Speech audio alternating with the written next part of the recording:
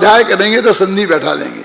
इसलिए भाई साहब, कि किसी वक्ता का प्रवचन सुनने के लिए उस विषय की घर में पहले पढ़ के आना और बाद में जाके पढ़ना, ये बहुत बड़ी आवश्यक है। मेरा ये नियम है पवन जी, कि गुरुदेव जिस बात का प्रवचन करते थे मैं उसे पहले विषय पढ़ के जाता था और फिर सुन के आता था, तो फिर लौट के आकर उसे फिर पढ़ता था। क्या क्या, और अभी तो इतनी बुद्धि में वो नहीं रही है, लेकिन उस वक्त ये पोजीशन थी कि मैं 1 घंटे में पूरा का पूरा व्याख्यान बिल्कुल वैसा ही का बहरा दोहरा सकता था। लेकिन इतना थक जाता था कि उसके बाद मैं किसी से 1 घंटे तक बात नहीं करता था। तो लोग कहते क्या हो गया, क्या हो गया।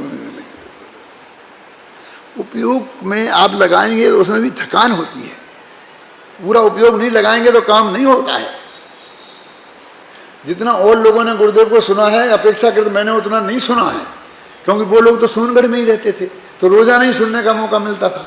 अपन तो कभी कभी जाते थे, और बाकी मान लो उनका साहित्य पढ़ते थे। उस वक्त कैसेट मैसेट भी ज़्यादा नहीं थे, इतना बड़ा टेप रिकॉर्डर होता था, इतना बड़ा, और उसमें लगा करके वो पूल और चला करके सुनना, और वो लेना खरीदना हमारे बस की बात ही नहीं थी, और लेके चलना भी बस की बात नहीं थी। तो भी जिस सूक्ष्मता से, जिस उपयोग को लगाकर, जिस बारीकी से सुना, तो वो बात ख्याल में आई। तो मेरे कहने का मतलब है यदि स्वाध्याय करना है तो आपको उपयोग को सूक्ष्म बनाना पड़ेगा। ये उपयोग के बाद जब तक नहीं लगाएंगे तो वो वस्तु आपके ख्याल में नहीं आएगी।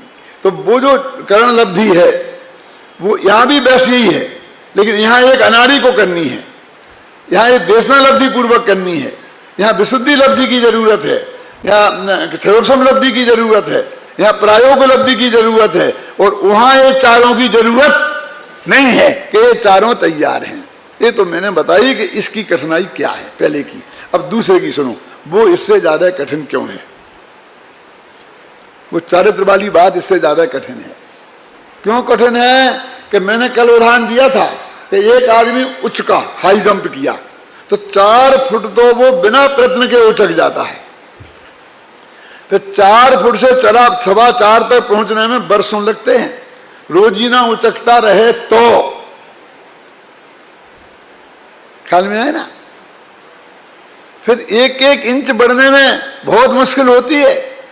अरे फिर 1-1 सूत के बराबर ऊपर जाने में होती है, और एक समय ऐसा आ जाता है कि तुम कितनी ही कोशिश करो उसके ऊपर हाई जंप तुम कर ही नहीं सकते हो। वो विश्व रिकॉर्ड बनता है ना, जो बहुत लोग तो नहीं तोड़ पाते हैं, सैकड़ों वर्षों तक उसे नहीं तोड़ पाते हैं, कितनी कितनी मेहनत करने के बाद।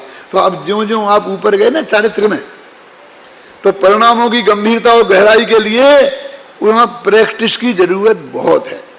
यहाँ ये विज्ञान है और वो कला है।